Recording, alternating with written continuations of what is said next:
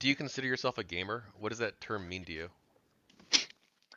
Yeah, and I guess like mm, I guess to me like video games are like it's sort of like a first class medium that I sort of interact with and appreciate and esteem, and sort of what I am playing, be it like a ton of games or the ones that I only have time to do at a given part of time, like that's sort of the metrics of what I feel like I'm doing at a given stage of my life. So I'll meet new people and they'll be like probably one of the first things I'll end up talking about with them is that like, oh yeah, like I'm currently just mostly playing Genshin and Fate Grand Order. It's mostly what I have the time for.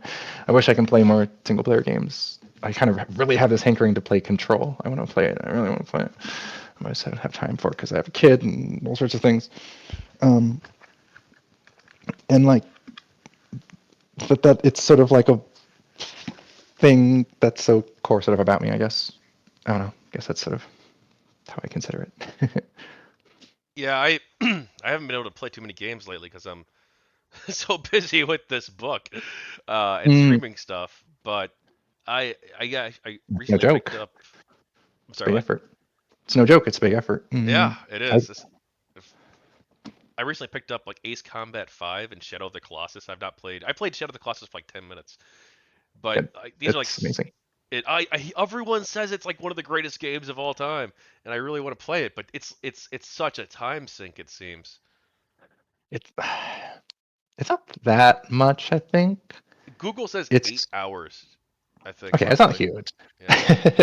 um, because it's mostly just these amazing boss battles. It's very memorable. I don't know. I played it contemporarily to when it came out, and plus it was amazing at the time because like it was on PS2 and it had like bloom lighting and like all these like shadows and stuff. It was like technically like amazing, and the frame rate wasn't great, but like what they achieved was like really cool.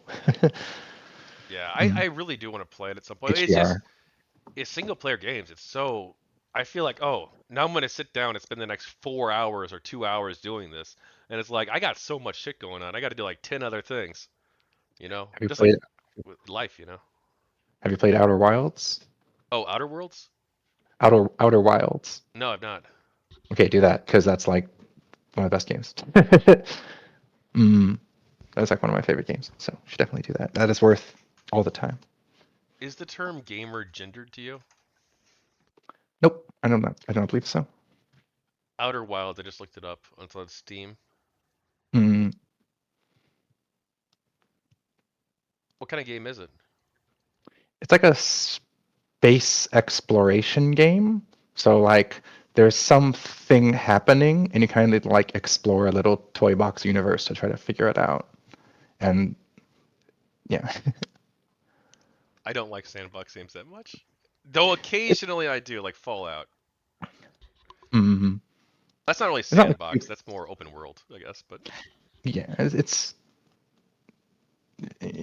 not too sandboxy. Like there's definitely like a narrative thrust to sort of follow, and like it's open world in that you can kind of go to any one place to sort of begin your investigation, but it sort of branches out and sort of suggests and points you in different ways, and so you follow all the different paths, and then you sort of piece together what you're looking for, and like the whole experience of it is very like there's a good feeling of like exploration and discovery of like really dynamic places and like oohs and ahs, and I think like there is the whole setup that is at the core of like the game is like one of the best setups for the thing that I've ever seen.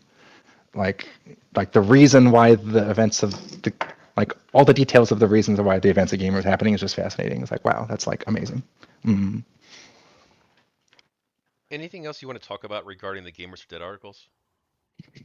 Um, I don't know. I feel that the biggest takeaway from those is that it really was that the titles of the articles were sensational and the contents were fine. I feel like if one were to delve through history, maybe can you can you you probably can't like put those articles into your book. I don't know. It would be an interesting thing. Maybe you can ask for like if you could like Um, reprint them just for posterity. Um, if you read through them, like I think they're not that bad, and I think it's a good lesson in like, hey, just media literacy, like try not to get screwed up by titles that are trying to grab your attention. What it even Devin Wilson's article? um, I mean, I it was. linked it. Oh, I mean, if it was one of the ones that everyone was talking about, then yeah, it's probably worth including for posterity's sake, you know? No, no, I mean like even that article, you feel like that wasn't so bad. One of the I it was like definitely the more extreme of the set. So you can sort of look at it and sort of judge that, I suppose, because it, the it's sort of misleading of a takeaway from what happened to sort of start getting into that sort of thing. I think the better route to take is sort of looking at culture sort of more broadly rather than like, okay, we're going to do these really specific things to like try to make it happen. I don't think it's terribly as useful. So including it is probably important because like it was part of the history of what happened. Um, and it is sort of like whatever in terms of the context of it. But yeah, it's like definitely the more objectionable of them. Mm. Okay. Do you think that Gamergate would have blown up into this thing, or have if, some people have different definitions of when Gamergate started? So, Mm. do you think that this would have blown up into a thing Um, if these articles didn't come out? I'm not sure. There probably still would have been some manner of reporting of like all the Zoe Quinn stuff, even if it wasn't in the form it did, and that probably would have fueled some additional,